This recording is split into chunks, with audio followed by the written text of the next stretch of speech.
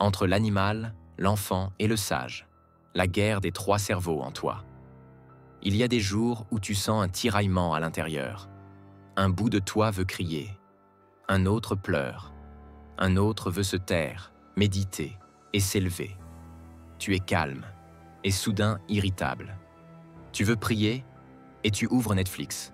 Tu fais un pas vers Allah et deux vers ton téléphone. Tu n'es pas fou, tu es juste habité par trois êtres, trois voix, trois niveaux. Un animal, un enfant, un sage. Et dans le Coran, Allah t'a déjà décrit ça. Mais tu ne l'avais peut-être pas entendu avec les oreilles du cœur. Module 1. Les trois cerveaux. Une architecture intérieure. Les neurosciences parlent de cerveau triunique. C'est une structure en trois couches, dans ton crâne. Le cerveau reptilien, l'animal instinct pur.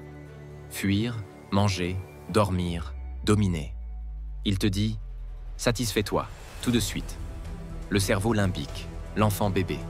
Émotion, attachement, colère, peur, jalousie. Il te dit « aime-moi, protège-moi, rassure-moi ».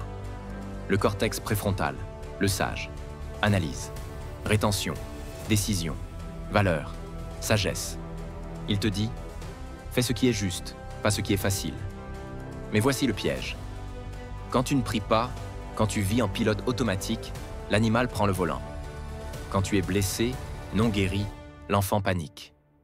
Et le sage, il dort. Les trois âmes dans le Coran. Miroir spirituel. Allah t'a donné une âme, mais cette âme évolue. Et chaque niveau d'âme parle à un de tes cerveaux.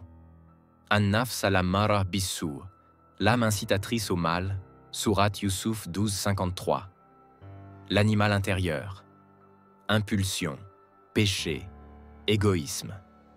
An-nafs al-lawwama, l'âme réprobatrice, sourate Al-Qiyamah 75:2. L'enfant intérieur. Elle regrette, pleure, veut bien faire, mais tombe encore. An-nafs al-mutma'inna, l'âme apaisée, sourate Al-Fajr 89:27. Le sage intérieur. Stable, confiant, centré sur Allah. Et là tu comprends que ton combat n'est pas contre les autres. C'est une guerre civile en toi. Dans la cuisine, tu ouvres le frigo. Tu n'as pas faim. Mais ton nafs animal dit « Vas-y, c'est bon, c'est sucré ». Ton enfant dit « J'ai eu une journée dure, j'ai besoin de réconfort ». Et ton sage dit « Fais une pause, bois de l'eau, reviens à ton intention ». Dans ton ménage, tu vois du désordre. L'animal dit « Je suis fatigué, flemme ». L'enfant dit « Pourquoi moi encore ?» Mais le sage dit « Nettoyer, c'est discipliner ta nafs. C'est préparer ton cœur à la lumière. » Dans les réseaux, l'animal veut scroller.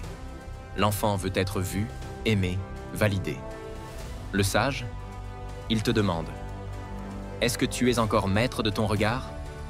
Ou es-tu devenu esclave de l'algorithme ?» L'islam, médecine du système nerveux.